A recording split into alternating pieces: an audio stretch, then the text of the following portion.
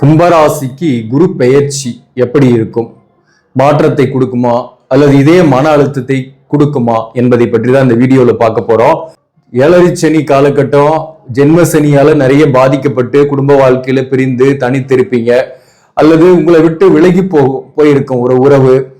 மேலும் சில பேருக்குள்ள மன அழுத்தங்கள் இருந்துகிட்டே இருக்கும், பண விஷயத்துல அல்லது உறவுகளை பிரிந்து, வாழ்க்கை துணைவரால அல்லது தாயார் வகையில பிரச்சனைகள், குடும்ப உறவுகளோட உறவு சிக்கல்கள், இந்த மாதிரியான ஒரு காலகட்டம் தான் கடந்த 4-5 ஆண்டு காலமாக கும்பராசிக்கு. ஜென்ம ராகு கேது இப்போ ஒரு பெரிய அழுத்தத்தை கொடுத்துட்டு இருக்குது. போன வருஷம் ஜென்ம சனி பெரிய அழுத்தத்தை உங்களுக்கு கொடுத்துட்டு இருந்தது. வாக்கிய பஞ்சாங்கத்தின்படி, திருக்கணிதத்தின்படி 2025 மார்ச்ல உங்களுக்கு பயிற்சியானாலும் அந்த டென்ஷன் என்பது இருந்துகிட்டு தான் இருந்தது. அதே போல இப்ப பாத சனியிலையும் சில மாற்றங்கள் இருக்கு. பாத சனியில வாக்குவாதங்கள் யார்ட்டையும் செய்யக்கூடாது. இந்த மாதிரி சனி 2ஆம் பாவகத்தில் இருக்கு. ராகு கேதுவும் இந்த வருஷத்தோட கடைசி டிசம்பர் மாசம் பயிற்சி ஆகுது. அதுவுமே ஒரு பாசிட்டிவ் தான். ராகு கேது ஜென்ம ராகுல இருந்து 12ஆம் பாவகத்துக்கு ராகுவும் 6ஆம் இடத்துக்கு கேதுவும் வரப்போறாரு டிசம்பர் 2026. அது உங்களுக்கு பெரிய அளவுக்கு மன அழுத்தத்திலிருந்து விடுதலை ஆக்கும். குரு 6ஆம் இடத்துக்கு வர்றதுதான் இப்போ சந்தேகம், நல்லது செய்யுமா கெட்டது செய்யுமான்ட்டு. அதை பத்தி டீட்டெயிலா இந்த வீடியோல நம்ம பார்க்கலாம். வணக்கம், நான் உங்கள் ஆஸ்ட்ரோ பழனிசுவாமிகள். இந்த சேனலை பொறுத்தவரையிலும் சரியான கைடன்ஸும் சரியான ஜோதிட தகவல்களும் தரக்கூடிய சேனல். நீங்க விருப்பப்பட்டாக சப்ஸ்கிரைப் பண்ணி தொடர்ந்து பாருங்க. இந்த வீடியோ பிடிச்சிருந்தாலையும் உங்கள் உறவுகள் நண்பர்களுக்கு ஷேர் பண்ணுங்க. இப்ப ஜூன் 1ஆம் தேதி குரு பெயர்ச்சி ஏற்படுது. திருக்கணித பஞ்சாங்கத்தின்படி மிதுனம் ராசியிலிருந்து கடகராசிக்கு குரு பெயர்ச்சி ஆகிறார். கடகத்துல குரு உச்சம், 12 ஆண்டுகளுக்கு ஒரு முறை உச்ச குருவாக இருப்பாரு. இத 6ஆம் இடம் என்பது மறைவு ஸ்தானம். பொதுவாகவே சுப கிரகங்கள் 6ஆம் பாவகத்துக்கு வரும்போது நல்ல பலனை தராது. இது ஒரு பொது விதிதான். ஆனா இங்க உச்ச குருவா இருக்கிறார். உச்ச குருவுக்குன்னு ஒரு பலன் இருக்கு, நல்ல பலன் இருக்கு. அதே போல கும்பராசிக்கு தனக்காரகன் மற்றும் லாபஸ்தானாதிபதியாக வரார், 11ஆம் அதிபதியாக வராரு. அந்த பாவகத்தின் அதிபதி உச்சமாகிறாரு. காலபுருஷ தத்துவத்தின் 9ஆம் பாவாதிபதியாகவும் 12ஆம் அதிபதியாகவும் வராரு குரு. அந்த பாவகத்தோட அதிபதி உச்சமாகிறார். அந்த வகையில பாசிட்டிவ் இருக்கு. அது எப்படின்றதை தான் நான் ஃபர்ஸ்ட் சொல்லிடுறேன்.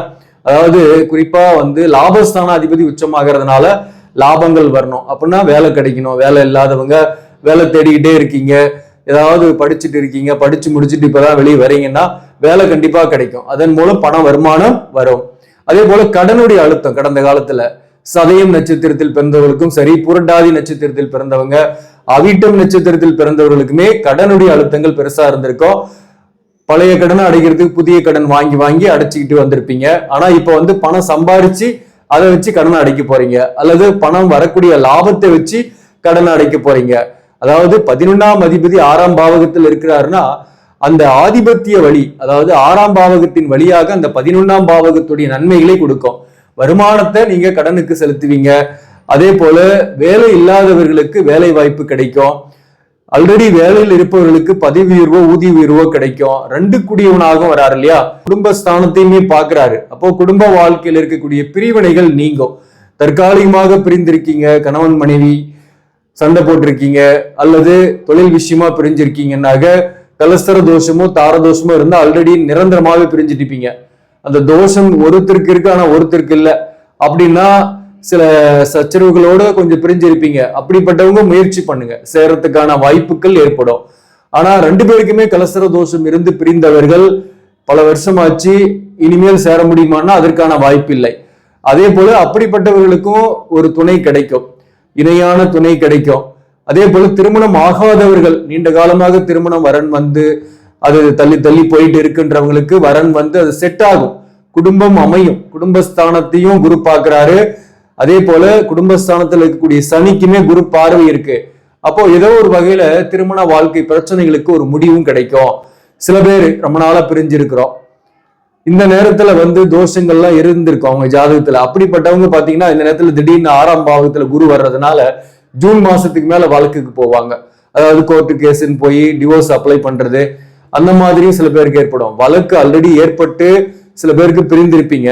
சில பேருக்கு இந்த ஜூன் மாசத்துக்கு மேல வழக்குக்கு போறதுக்கு உண்டு. அப்படிப்பட்டவங்க யாருன்னா, கணவன் மனைவி உறவு நிலையில பிரிவினைகள் இருந்து உங்க 2 பேருடைய ஜாதகத்திலையும் கலஸ்தர தோஷமோ அல்லது தார தோஷம் இருக்கு, பொருத்தம் இல்ல, ஒருத்தருக்கு செவ்வாய் தோஷம் கடுமையா இருக்கு, ஒருத்தருக்கு செவ்வாய் தோஷம் இல்லை. இப்படி வேரியேஷனோட இணைந்து இருக்கக்கூடியவர்களுக்கு ஆல்ரெடி ஒரு சின்ன பிரிவினை இருக்குன்னா இந்த காலகட்டத்துல வழக்குக்கு போயிட்டு அது முழுமையாக டிவோர்ஸ் ஆகிறதுக்கான வாய்ப்புகளும் உண்டு. அப்படிப்பட்டவர்களுக்கு மறுமணம் போன்றவையும் அடுத்து வரக்கூடிய காலகட்டத்தில் ஏற்படும். இப்போ பாத்தீங்கன்னாக்க 6ஆம் பாவகத்துல குரு வர்றதுனால வேலை கிடைக்கும், வழக்கு வரும், அதே போல கடனுக்கு பேமெண்ட் பண்ணுவீங்க, ரீபேமெண்ட் பண்ணுவீங்க. அதே போல எதிரிகளுடைய தொல்லையும் கொஞ்சம் இருக்கும். அதுதான் முக்கியமா நம்ம புரிஞ்சுக்கணும். எதிரிகளுடைய தொல்லை அப்படின்றது மறைமுக எதிரிகள் தான். அவங்களை நீங்க ஜெயிப்பீங்களா அப்படின்னா உங்க சுய ஜாதகத்தின் அடிப்படையில அந்த பிராப்தம் இருக்கு அப்படின்னாக்க நீங்க அவங்களை ஜெயிப்பீங்க, இல்லைன்னா அவங்கள விட்டு விலகி வருவீங்க, அந்த இடத்தை விட்டு மூவ் ஆகுவீங்க. தாயாரால் வந்த பிரச்சனைகள், போராட்டங்கள் அல்லது மன வருத்தங்கள், கருத்து வேறுபாடுகள் நீங்கும். அதுவுமே ஒரு பாசிட்டிவான விஷயம்.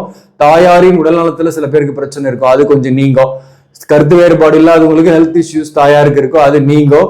அதே போல பிள்ளைகள் வகையில படிப்பு செலவு அல்லது பிள்ளைகள் வகையில மன வருத்தங்கள், பிள்ளைகளுடைய எதிர்காலம் பற்றிய பயம் போன்றவை உங்களுக்கு நீங்கும். அதுக்கு ஒரு தெளிவான முடிவெடுப்பீங்க.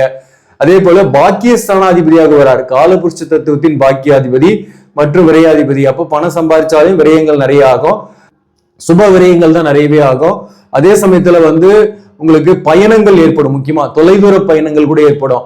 வெளிநாட்டுல இருப்பவர்கள் தாய்நாட்டுக்கு வரக்கூடிய வாய்ப்பு, இங்க செட்டில் ஆகக்கூடிய வாய்ப்பு உண்டு. சில பேருக்கு பாத்தீங்கன்னாக்க இங்க இருக்கக்கூடியவர்களுக்குமே ஒரு ஊர் மாற்றம், வீடு மாற்றம் போன்றவையும் சில பேருக்கு ஏற்படும். அரசு பணியில் இருப்பவர்களுக்கு பதவி உயர்வு, ஊதிய உயர்வு எதிர்பார்க்கிறீங்கன்னாக்க உங்களுக்கு இந்த வருஷமே மேக்சிமம் அப் டு டிசம்பருக்குள்ள உங்களுக்கு வேலை வாய்ப்பில் ஒரு பதவி உயர்வோ ஊதிய உயர்வோ கிடைக்கக்கூடிய வாய்ப்பு உண்டு. சில பேருக்கு இடமாற்றம் ஏற்படும், அது கொஞ்சம் டிஸ்டன்ஸா இருக்கும். உங்க ஊரை விட்டு வெளியூருக்கு போகக்கூடிய சூழ்நிலைகள் இந்த காலகட்டத்தில் ஏற்படும். மேலும் இந்த குரு பெயர்ச்சியால 6ஆம் இடத்துக்கு வர்றதுனால நன்மையா தீமையா அப்படின்னாக்க பணம் வரும், புத்திரபாக்கியம் இல்லாதவர்களுக்கு புத்திரபாக்கியம் கிடைக்கும். எப்படியோ ஒன்று ரொட்டேஷன் பண்ணி பணத்தை பேலன்ஸ் பண்ணுவீங்க, கையிருப்பு ஒண்ணுமே இல்லாமல் போகாது.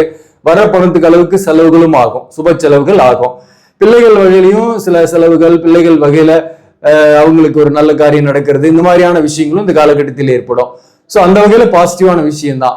6ஆம் பாவகம் என்பது ஒரு அசுப ஸ்தானம் இல்லையா, மறைவு ஸ்தானம். அந்த இடத்துல குரு இருக்கிறதுனால உங்களுக்கு சில நெகட்டிவ்ன்றது, முக்கியமா மறைமுக எதிரி, வழக்கு, கடனுக்கு ரீபேமெண்ட் பண்றது, இந்த மாதிரி விஷயங்களும் நடக்கும். சோ இதை தான் நம்ம தெளிவா புரிஞ்சுக்கணும். அப்போ இந்த குரு 6ஆம் பாவகத்துக்கு வர்றதுனால வழக்கு அல்லது சில பிரச்சனைகளும் வரக்கூடிய வாய்ப்பு உண்டு. அதனால வாக்குவாதம் யார்ட்டையும் செய்யாம இருக்கணும். அதே போல பணம் கொடுக்கல் வாங்கல எச்சரிக்கையா இருக்கணும். நீங்க கொடுத்த பணத்தை கூட வாங்குறதுல சில சிரமங்களும் பிரச்சனைகளும் ஏற்பட்டுடும், அதுல எச்சரிக்கையா இருக்கணும். மேலும் இந்த குரு நின்ற இடத்தை விட பார்க்கிற இடத்தை வளப்படுத்துவார், நின்ற இடத்தை கெடுப்பார். அதுதான் ரூலு. அந்த வகையில இந்த குரு பகவான் 10ஆம் பாவகத்தை பாக்குறாரு. அப்போ பிசினஸ் பண்ணக்கூடியவர்களுக்கு வருமானம் கூடுதலாக இருக்கும். அதே போல புதிய தொழிலை கையில் எடுப்பீங்க, சில பேர் புதிய தொழில் மாற்றத்தை செய்வீங்க, இடமாற்றத்தை செய்வீங்க. அதே போல இந்த குருவோட பார்வை பாத்தீங்கன்னாக்க உங்க ராசிக்கு விரயஸ்தானத்தை பாக்குது. அப்போ பணம் வரும், விரயங்கள் நிறைய பண்ண போறீங்க, சுப விரயம் பண்ண போறீங்க. அதன் மூலம் அதாவது இல்லத்தில் ஒரு சுபகாரியம், அதற்காக செலவு பண்றது, கல்யாணம் ஆகாதவர்களுக்கு கல்யாணம் ஆகக்கூடிய வாய்ப்பும் உண்டு, அதற்கு செலவுகள், பிள்ளைகளுக்கு திருமணம் செய்யறதுக்காக முயற்சி பண்றீங்கன்னா அதற்கான செலவுகள், இப்படி செலவுகள் நிறையவே வரும். சில பேருக்கு வீடு அல்லது வாகனம் விற்கிறது அல்லது வாங்குறது, இந்த மாதிரி பழைய சொத்தை வித்துட்டு, பூர்வீக சொத்தை வித்துட்டு ஒரு புதிய வீடு வாங்குறது அல்லது பிளாட் வாங்குறது, இந்த மாதிரியான சுப விரயங்களும் இந்த காலகட்டத்தில் ஏற்படும். சில பேருக்கு வாகன மாற்றம் ஏற்படும், பழைய வண்டி வித்துட்டு புதிய வண்டி வாங்குவீங்க. சோ இப்படி மொத்தத்துல விரயங்கள் ஏற்படும். அதே போல அயன சயன போகஸ்தானத்துக்கு குரு பார்வைக்கிறதுனால இந்த நேரத்துல ஒன்னா இருக்கக்கூடிய கணவன் மனைவி சண்டை போடல, ஒன்றும் பிரச்சனை இல்லை, ஒரே வீட்டுலதான் இருக்கிறோம், கணவன் மனைவியா இருக்கிறோம், சின்ன சின்ன கருத்து வேறுபாடு வந்தாலும் ஒன்னாதான் இருக்கிறோன்றவங்களுக்கு தாம்பத்திய வாழ்க்கை சுகமாக இருக்கும், தாம்பத்தியத்தில் ஒரு அந்யோன்யம் இருக்கும், மகிழ்ச்சியாக இருப்பீங்க.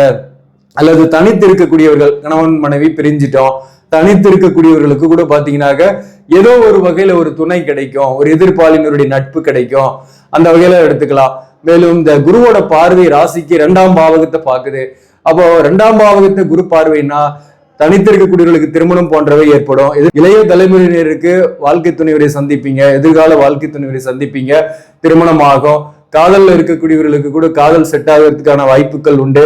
அதே போல இந்த 2ஆம் பாவகத்துக்கு குரு பார்வைக்குனால குடும்பம் அமையாதவர்களுக்கு குடும்பம் அமையும். மொத்தத்துல இந்த 6ஆம் பாவகத்துல குரு வர்றதுனால வாழ்க்கை மாற்றம் என்றே சொல்லலாம்.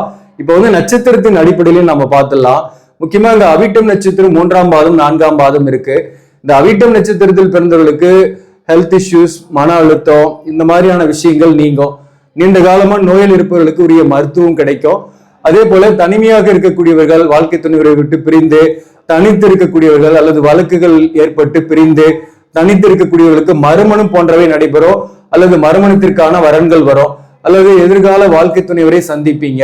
ஒரு நட்பு காதலாகும் வாய்ப்பும் உண்டு. அவிட்டம் நட்சத்திரத்தில் பிறந்தவர்களுக்கு வேலையில பதவி உயர்வோ ஊதிய உயர்வோ கிடைக்கும், முன்னேற்றம் உண்டு. சில பேருக்கு இடமாற்றம் அமையும், அது கொஞ்சம் தொலைதூரத்தில் அமையும். அவிட்டம் நட்சத்திரத்தில் பிறந்தவர்களுக்கு இந்த காலகட்டத்துல வேலை பார்க்கக்கூடிய இடத்துல கவனமா இருக்கணும், வெளிப்படையா பேசக்கூடாது, எதிரி தொல்லைகள் கொஞ்சம் இருக்கும். அதே போல வழக்கு கூட சில பேருக்கு புதிதாக ஏற்படக்கூடிய வாய்ப்பும் உண்டு. சதயம் நட்சத்திரத்தில் பிறந்தவர்களுக்கு இந்த காலகட்டத்தில் கணவன் மனைவி உறவு நிலை, அதாவது குறிப்பா தோஷங்களோடு இருக்கக்கூடியவர்களுக்கு வழக்கு போன்றவை ஏற்படும். தோஷங்கள் இல்லாம பிரிந்து இருக்கக்கூடியவர்களுக்கு மீண்டும் சேர்ந்து விடக்கூடிய வாய்ப்பும் ஏற்படும். சதயம் நட்சத்திரத்தில் பிறந்தவர்கள் ஒன்னாவே ஒரே குடும்பத்துல பிரியாம இருக்கக்கூடிய கணவன் மனைவி அந்யோன்யமா இருப்பீங்க, மகிழ்ச்சியாவே இருப்பீங்க. வருமான தட்டுப்பாடுகள் நீங்கும், கடனுடைய அழுத்தங்கள் குறையும், புதிதாக வாய்ப்புகள் கிடைக்கும். அதன் மூலம் வருமானம், லம்சம் அமௌண்ட் வரக்கூடிய வாய்ப்பு உண்டு.